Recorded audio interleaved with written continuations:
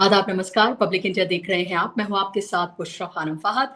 एक बार फिर से आप सभी को आज़ादी की दिली मुबारकबाद। और हम ये उम्मीद करेंगे कि ये आज़ादी हर उस शख्स के लिए आए, चाहे वो सबसे निचले पायदान पर है या सबसे ऊपर पायदान पर है। ये आज़ादी सबके लिए बराबर हो, सबके लिए इक्वल हो और हर किसी के हिस्से आए। यही आज के दिन हम उम्मीद कर सकते हैं। आपने देखा नरेंद्र मोदी का आज का भाषण, और जाहिर सी बात है कि जिस दौर में उन्होंने ये भाषण दिया है, उसका ज़िक्र अब हर तरफ हो रहा है। लड़खड़ाती हुई ज़बान, थके-थके अल्फाज़, बोझल, थकाऊ, उबाऊ उनका वो भाषण, माथे से पसीना पोंछते हुए नरेंद्र मोदी, और उनकी ज़बान उनका साथ देती हुई नज़र नहीं आ रही थी। जिनको ये कहा जाता था कि देखिए कितने शानदार ओरेटर हैं, मोदी जैसा ओरेटर यानी कि इतना अच्छा भाषण देने वाला या इतना अच्छा बोलने वाला कोई और नहीं हुआ। वो नरेंद्र मोदी कैसे बदले-बदले से नज़र आ रहे हैं, क्योंकि टेलीप्रॉम्प्टर नहीं था और बार-बार वो उन पन्नों को पलट रहे थे, बार-बार वो उनसे पढ़ते हुए नज़र आ रहे थे और उसमें भी उनकी ज़बान पूरे तरीके से लड़खड़ा रही थी, उनका साथ नहीं दे रही थी और उनकी पूरी बॉडी लैंग्वेज ये बता रही थी कि किस दौर में आकर वो खड़े हो गए हैं। जो अपने आप को सबसे मजबूत प्रधानमंत्री का दावेदार बताते रहे, जो अपने आप को 56 इंच का बताते रहे, जो अपने आप को विश्व गुरु बताते रहे, विष्णु का अवतार, नॉन बायोलॉजिकल, जितनी भी उपाधियां हो सकती थी वो सब उन्होंने अपने आप को दिया। लेकिन अब वो तमाम के तमाम जो हैं वो पूरी तरीके से जमींदोज हो गई हैं, धराशाही हो गई हैं और अब वो सिर्फ मजाक का पात्र बनकर रह गए हैं। भले ही आज और कल या 2-3 दिन से आपने देखा हो, पूरी की पूरी फौज, भाजपा की पूरी फौज उतार दी गई है, तमाम चेयर लीडर्स उतार दिए गए हैं, तमाम गोदी एंकर्स उतार दिए गए हैं, सब कुछ किया जा रहा है, लेकिन हर उनकी चाल, हर उनका प्रोपेगेंडा, हर उनका नैरेटिव बिल्डिंग का जो भी दाव वो खेल रहे हैं, वो सब फेल होता हुआ नजर आ रहा है। मैं आपको दिखाऊंगी नरेंद्र मोदी की वो वीडियो, आप खुद देखिए और खुद देखकर आप बताइएगा कि नरेंद्र मोदी ये जो माथे से अपना पसीना पोंछते हुए नजर आ रहे हैं, ये क्या कुछ दिखाता है। लेकिन उससे पहले मैं आपको एक ट्वीट जो है वो दिखाना चाहूंगी। कांग्रेस ने यूं तो ये ट्वीट किया है, लेकिन मैं आपको ये बता दूं कि इसमें वो क्या कहते हुए नजर आ रहे हैं। जंतर मंतर पर पैलेट गन चलाना जायज था, वहां सब राष्ट्रद्रोही थे जो प्रधानमंत्री के लिए अमर्यादित शब्दों का इस्तेमाल कर रहे थे, इसलिए पैलेट गन चलाना जायज था। ये घटिया बात जो कही है वो कही है यूपी के उच्च शिक्षा मंत्री योगेंद्र उपाध्याय ने। अब मैं आपको कुछ कुछ कारणों की वजह से, कॉपीराइट्स की वजह से वो वीडियो आपको नहीं दिखा सकती हूं मैं, तो इसलिए मैं आपको ये ट्वीट पढ़ के बता रही हूं। मोदी सरकार ने पहले हमारे देश के युवाओं पर पैलेट गन चलाई और अब बीजेपी के जो नेता हैं उसे जायज ठहराने में लगे हुए। शर्मनाक। ये कांग्रेस पार्टी का ट्वीट है, क्योंकि आप ये देखिए जब उनसे सवाल पूछा गया पैलेट गन को लेकर, तो जो उपाध्याय साहब हैं जो कि उच्च शिक्षा मंत्री हैं उत्तर प्रदेश के, उन्होंने ये कहा कि पैलेट गन चलाना जायज था क्योंकि वो सब के सब राष्ट्रद्रोही थे जो प्रधानमंत्री के लिए अमर्यादित शब्दों का इस्तेमाल कर रहे थे और ये पैलेट गन चलाना सही था। उन्होंने ये भी कहा है कि पैलेट गन आखिर थी क्यों, क्यों रखी जाती हैं पैलेट गन्स अगर चलानी नहीं है। तो जो लाखों छात्र जो प्रोटेस्ट कर रहे थे जंतर मंतर पर, और जो छात्र झारखंड में भी प्रोटेस्ट कर रहे थे, बिहार में, पूरे देश भर में जो हमने प्रोटेस्ट देखा, उन सबको राष्ट्रद्रोही की उपाधि दे रहे हैं। ये आप देख लीजिए उपाध्याय साहब, और ये उच्च शिक्षा मंत्री हैं जो ये बात कहते हुए नजर आते हैं आ रहे हैं। आप सोचिए कि भारतीय जनता पार्टी की जो सोच है उसको उसको ये दर्शाता है। एक तरफ प्रधानमंत्री, इसको ट्वीट को हटा लीजिए, एक तरफ प्रधानमंत्री ये बता रहे हैं लाल किले की प्राचीर से ये कह रहे हैं कि कैसे जो दिमागी नक्सल हैं उन्होंने कब्जा कर लिया है। और दिमागी नक्सल वो किसको कह रहे हैं, क्योंकि जो प्रोटेस्ट हुआ वो छात्रों ने किया, जिन्होंने ऑर्गेनाइज किया वो भी तमाम छात्र थे, वो भी जेनजी थे। तो आप किसको आखिर दिमागी नक्सल नक्सल कह रहे हैं। ये नए नए शब्दों का जो है वो इजाद किया जा रहा है और ये वोकैबुलरी उन्होंने दे दी है अपने बीजेपी के तमाम नेताओं को, कार्यकर्ताओं को, आईटी सेल को, भारतीय जनता पार्टी को, गोदी मीडिया को, इस सबको उन्होंने वोकैबुलरी दे दी है ताकि इस शब्द का इस्तेमाल वो करे अब आने वाले वक्त में। तो एक टूल किट का बहुत शौक है, टूल किट के शब्द का इस्तेमाल करने का भारतीय जनता पार्टी को। तो ये दिमागी नक्सल का शब्द जो है वो एक टूल किट की तरह दे दिया गया है कि कैसे आपको डाइवर्ट करना है, तमाम व्हाट्सएप यूनिवर्सिटी में इसको फैलाना है और ये बताना है कि जो लोग प्रोटेस्ट कर रहे थे वो किस तरह से दिमागी नक्सल थे, उन्होंने कब्जा कर लिया है, ये कहने की कोशिश की जा रही है। और उस पर से अब आप ये देखिए, उच्च शिक्षा मंत्री उत्तर प्रदेश के जायज ठहरा रहे हैं पैलेट गन चलाने को, और वो कह रहे हैं आखिर रखी किस लिए थी। एक तरफ आरएसएस मोहन भागवत ये कहते हैं कि कोई भी जो प्रोटेस्ट कर रहा था वो कोई देशद्रोही नहीं है, आंख बंद करके वो उन तमाम छात्रों पर यकीन करते हैं। जब आपने देखा था नीता मुकेश अंबानी कल्चरल सेंटर में उन्होंने संवाद किया था, और दूसरी तरफ देखिए कि कैसे भारतीय जनता पार्टी के जो नेता हैं, और कोई ऐसे नेता नहीं जिन्हें फ्रिंज कहकर आप अपना पल्ला झाड़ लेंगे, बल्कि ये उच्च शिक्षा मंत्री हैं, किस तरह की भाषा का इस्तेमाल ये करते हुए नजर आ रहे हैं जेन जी के लिए, क्योंकि अब तो जेन जी नहीं, अब तो जेन अल्फा भी उठ गया है। तो देखिए किस तरह की भाषा का इस्तेमाल कर रहे हैं, क्योंकि जरूरी मुद्दों से उन्हें भटकाना है। और जो कोई भी नरेंद्र मोदी पर सवाल उठाए, जो कोई भी भारतीय जनता पार्टी पर सवाल उठाए, वो उसको ये बता दिया गया है कि वो दरअसल देश को लेकर सवाल उठा रहा है, वो देशद्रोही है। मानो नरेंद्र मोदी देश का पर्याय बन चुके हों, कि अगर जो आप नरेंद्र मोदी के लिए कहेंगे वो देश के लिए माना जाएगा, जो बीजेपी के लिए कहेंगे वो देश के लिए माना जाएगा, और इसीलिए जो कोई भी सवाल उठाए, आवाज उठाए, उसको आप देशद्रोही बता दें। लेकिन अब ये सब कुछ नहीं चलने वाला है। ये जो रटे रटाए जो इनके नैरेटिव है ना, वही तो सारे फेल हो रहे हैं। लेकिन फिर भी ये लोग बाज नहीं आ रहे, क्योंकि इसके अलावा इनको कुछ आता नहीं है। अब मैं आपको सुनवाऊंगी नरेंद्र मोदी की वो बाइट, जो लाल किले की प्राचीर से आप आज उन्होंने जो भाषण दिया उसका वो हिस्सा, जिसमें आप ये देखिए कि वो कैसे लड़खड़ाते हुए नजर आ रहे हैं, कैसे माथे का पसीना पोंछते हुए नजर आ रहे हैं। यही मैं सोच रही थी, अगर राहुल गांधी ने अपने किसी भाषण में किया होता तो सोचिए कि आज पूरे डिबेट का जो टॉपिक होता वो सिर्फ और सिर्फ यही होता। सुनिए आप नरेंद्र मोदी को। पहले सिर्फ 60,000 करोड़ रुपए का बायो इकोनॉमी का काम होता था। मेरे देश के नौजवान, आपने क्या कमाल कर दिया है। देखिए, नीतियां जब सही होती है, लक्ष्य जब साफ होता है, तो मेरे देश के नौजवान कैसा करके थे। बायो इकोनॉमी में देश की युवा शक्ति ने सामर्थ्य दिखाया। 2014 के पहले जो 60,000 करोड़ का कारोबार था, आज वो कारोबार बायो इकोनॉमी 20 लाख करोड़ पहुंच चुकी है दोस्तों।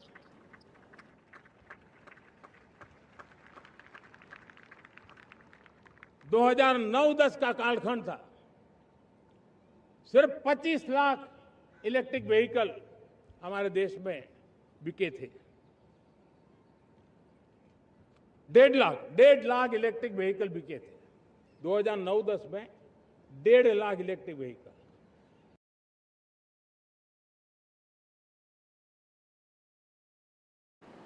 तो सुन लिया आपने यहाँ पर नरेंद्र मोदी को कि कैसे अपने आप को बार बार करेक्ट करते हुए नजर आ रहे हैं, पन्ने पलट रहे हैं, उनको देख रहे हैं, तथ्यों को ठीक कर रहे हैं, क्योंकि उनको लग रहा है कि अब वो दौर नहीं रहा जहां कुछ भी बोलकर निकल लिया जाए, कुछ भी कहकर निकल लिया जाए, क्योंकि हर चीज अब फैक्ट चेक हो रही है, पकड़ा जा रहा है, उनकी जबान को पकड़ा जा रहा है। इसीलिए वो सही भी कर रहे हैं, लेकिन साथ साथ ये भी दिखाता है कि ये वो नरेंद्र मोदी नहीं है जो 2014, 2019 और कुछ हद तक 2024 के कुछ दिनों बाद तक हमने देखा।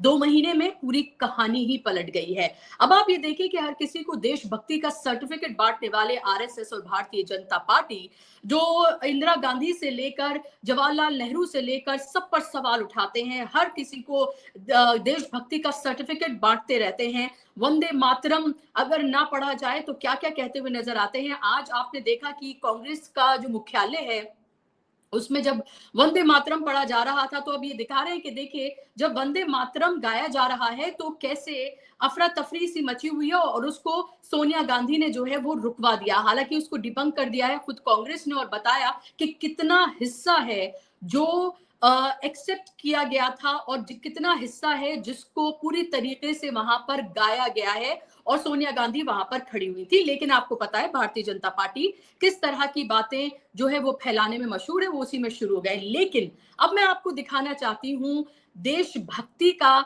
चेहरा बीजेपी का वो बीजेपी जो देश भर को ये बताती रहती है तिरंगा यात्रा निकालिए, जिसकी वजह से आपने देखा बच्चियां बीमार तक पड़ गई, हर घर तिरंगे की बात करती है। 2 वीडियोस मैं आपको दिखाने जा रही हूँ, एक छत्तीसगढ़ की है, एक दूसरे राज्य की है। आप देखिए जरा कि तिरंगे की जगह कौन सा झंडा भारतीय जनता पार्टी के जो नेता हैं वो फहरा रहे हैं आज इंडिपेंडेंस डे के दिन। और आप देखिए कि किस तरह से तिरंगे का अपमान किया जा रहा है, और ये बताता हुआ नजर आता है कि इनके लिए अगर कोई चीज सर्वोपरि है तो वो है इनकी पार्टी और इनकी पार्टी का झंडा। और इसीलिए आपको पता है ना कि 52 साल तक आरएसएस ने तिरंगे को नहीं फहराया था। देखिए आप ये वीडियो। माता की जय, भारत माता की जय, वंदे मातरम, वंदे मातरम। देना होगा ऊपर से किधर में वो वाला किधर वाला टाइट करो नीचे। धर्मेंद्र धर्मेंद्र धर्मेंद्र धर्मेंद्र हां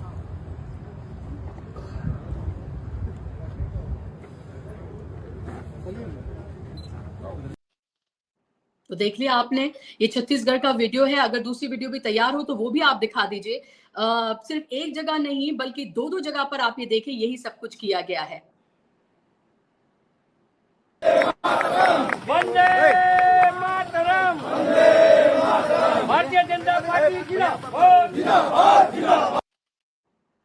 तो इनको ये पता ही नहीं है कि आज इंडिपेंडेंस डे है और इंडिपेंडेंस डे पर कौन सा झंडा जो है वो फहराया जाता है। देश का झंडा फहराया जाता है, पार्टी का झंडा नहीं। पार्टी का कार्यक्रम नहीं है बल्कि ये देश की आजादी का जश्न है। आप सोचिए कि अगर ये तो बहुत बड़ी बात है, इसका कुछ छोटा मोटा भी किसी कांग्रेस के किसी लीडर ने या कार्यकर्ता ने या किसी और ने कर दिया होता तो अब तक कितने केसेस जो हैं वो दर्ज हो गए होते और किस तरह से देशद्रोही का टैग जो है वो लग चुका होता। लेकिन आप देखिए भारतीय जनता पार्टी खुलेआम आप देख रहे हैं कि क्या कुछ करती हुई यहां पर नजर आ रही है, और वो तस्वीरें आप देख रहे हैं।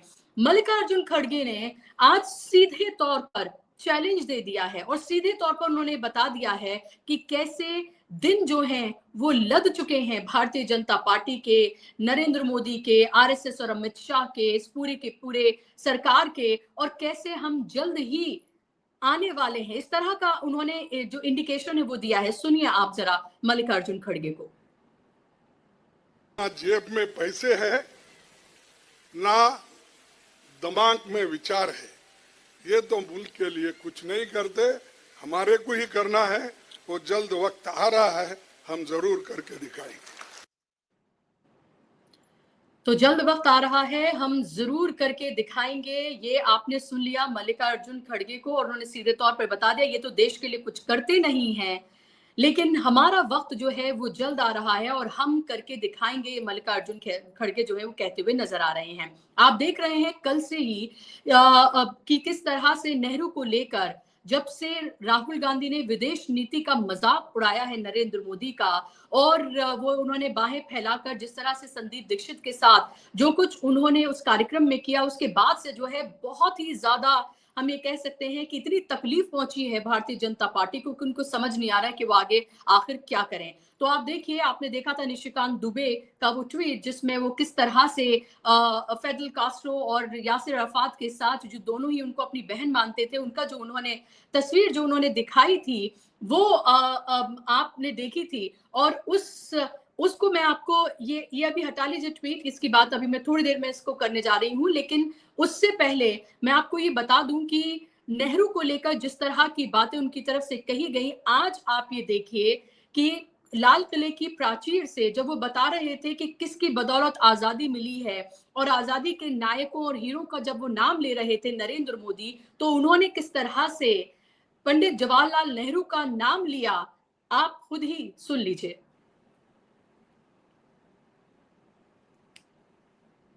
हर पल मिटाते ही रहना है। जिस भारत का सपना नेताजी सुभाष चंद्र बोस ने देखा था, बाबा साहब आंबेडकर ने देखा था, पंडित नेहरू ने देखा था, सरदार पटेल, भगत सिंह, सुखदेव राजगुरु ने देखा था, डॉक्टर श्यामा प्रसाद मुखर्जी।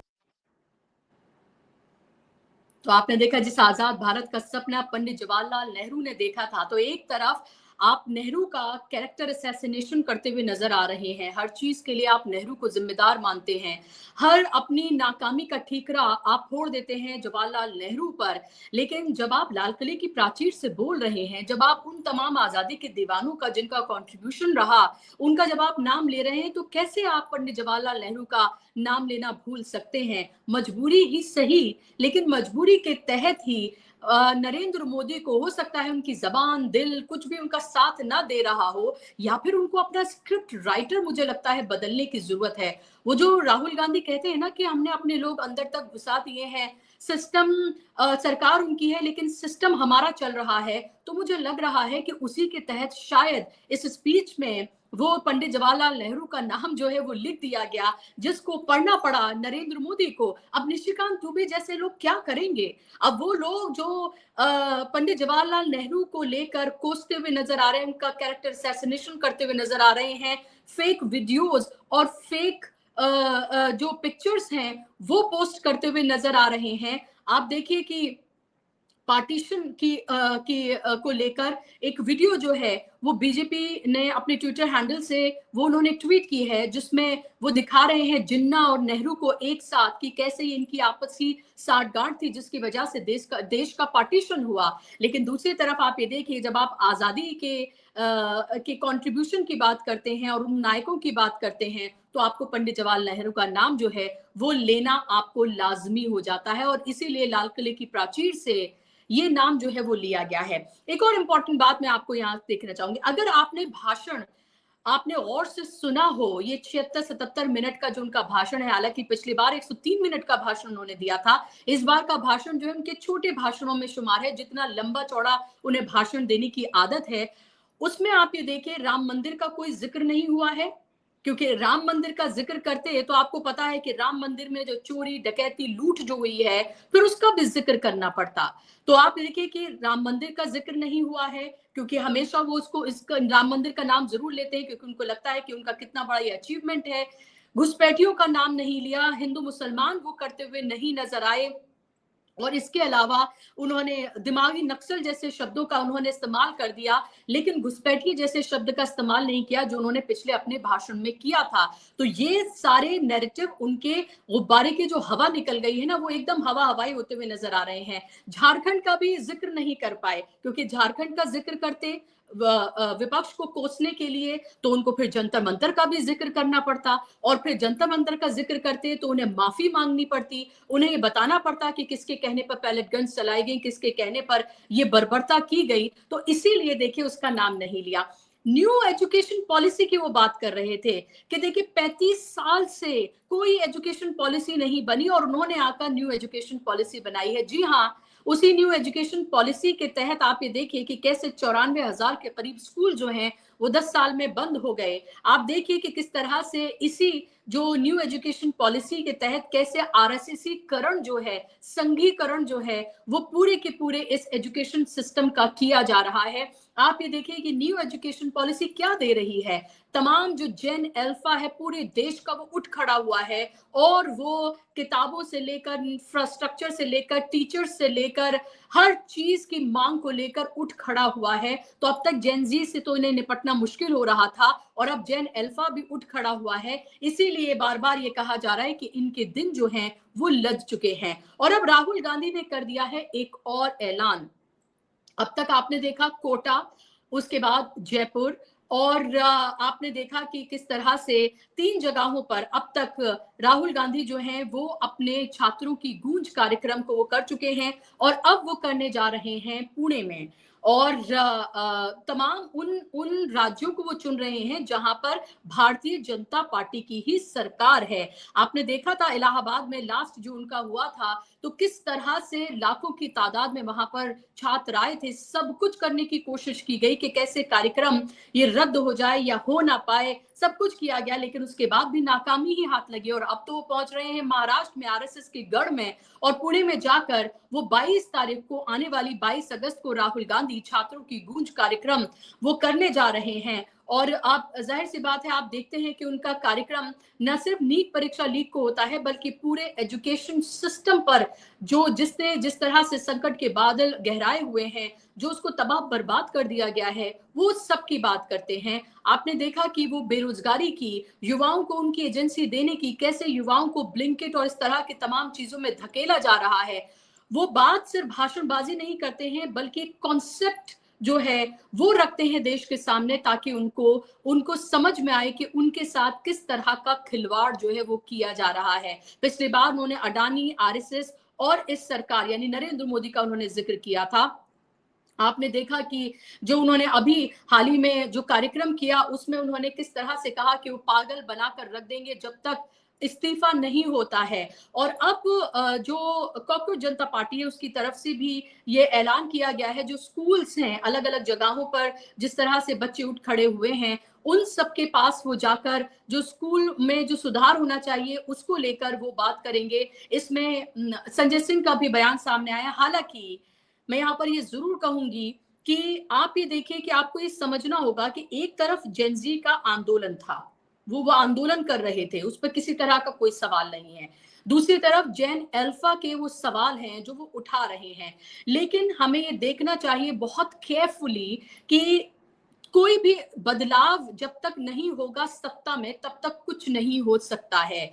ये कॉकरोच जनता पार्टी की जो हम बात करते हैं, और फिर उसके बाद जिस तरह से आम आदमी पार्टी उनके बिल्कुल साथ साथ नजर आती है, बहुत केयरफुली कॉशियसली ये देखना होगा कि आखिर इनका मकसद क्या है। क्योंकि नाम तो इन्होंने अपने आगे पार्टी लगाया है, लेकिन ये कोई इलेक्शन में नहीं आने जा रहे हैं। और देखिए, बीजेपी को बहुत सूट करता है इसलिए कि इसका इलेक्टोरल फायदा किसी भी तरीके से कांग्रेस पार्टी को ना हो जाए, तो डाइवर्जन के वो अलग अलग तरीके जो हैं वो अपनाते हैं। और इसीलिए मैं आपको कह रही हूं कि इसको लेकर जनता को बहुत कॉशियसली जो है इस तमाम चीजों को देखना होगा कि आखिर क्या किया जा रहा है। क्योंकि सत्ता परिवर्तन ही एक वाहिद एक जो है वो रास्ता है। कोई भी किसी तरह का वोटर्स में भटकाव ना हो, डाइवर्जन ना हो और उनका वोट ना बटे, ये तमाम चीजें देखने की जरूरत है।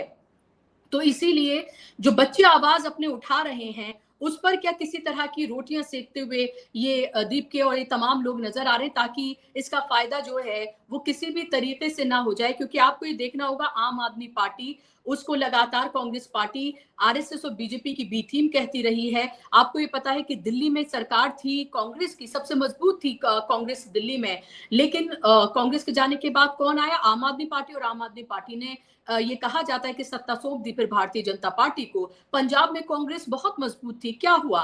कांग्रेस गई, कौन आया? आम आदमी पार्टी आई। और अब भारतीय जनता पार्टी पूरी तरीके से अपने वहां पर पैर मजबूत करने में लगी हुई है। हालांकि जो हालात अब पैदा हो गए हैं, किसी भी कीमत पर नहीं लगता कि पंजाब में भारतीय जनता पार्टी की किसी भी तरह से सरकार बनने जा रही है, चाहे वो कितना भी वहां पर बंटवारा करने की कोशिश करें, क्योंकि यही उनको आता है।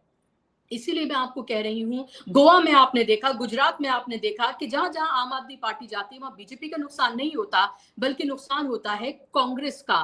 तो अगर एक कांग्रेस को आप एक ऑल्टरनेटिव के तौर पर देखते हैं और आपको लगता है कि पूरे देश भर में एक जो नेशनल पार्टी है, दूसरी सबसे बड़ी पार्टी है फिलहाल, और नेशनली अगर केंद्र में सत्ता में परिवर्तन आप देखना चाहते हैं, तो जाहिर सी बात है इसमें कोई कहने की जरूरत नहीं है कि सिर्फ कांग्रेस ही है। तो इसीलिए इन तमाम चीजों को जनता को बहुत ही केयरफुली देखने की जरूरत है कि कहीं आप एक जाल से निकलकर किसी दूसरे जाल में तो नहीं फंसने जा रहे हैं। ये देखना बहुत इंपॉर्टेंट है। और इसीलिए लगातार आपको राहुल गांधी बहुत एक्टिव आपको नजर आएंगे। वो एक तरह से जेन जी जो है उनका एक चेहरा बन गए हैं, और जब भी कोई बात होती है तो जेन जी राहुल की तरफ देखते हैं। उनको लगता है कि राहुल गांधी उनकी आवाज को सुनेंगे, उसको उठाएंगे, क्योंकि वो लगातार यही करते हुए नजर आ रहे हैं। और नरेंद्र मोदी की बारहा कोशिशों के बावजूद भी वो पूरे तरीके से इस मामले पर फेल ही साबित हो रहे हैं। आज का कार्यक्रम आपको कैसा लगा मुझे जरूर बताइएगा। आज के कार्यक्रम में बस इतना ही। नमस्कार।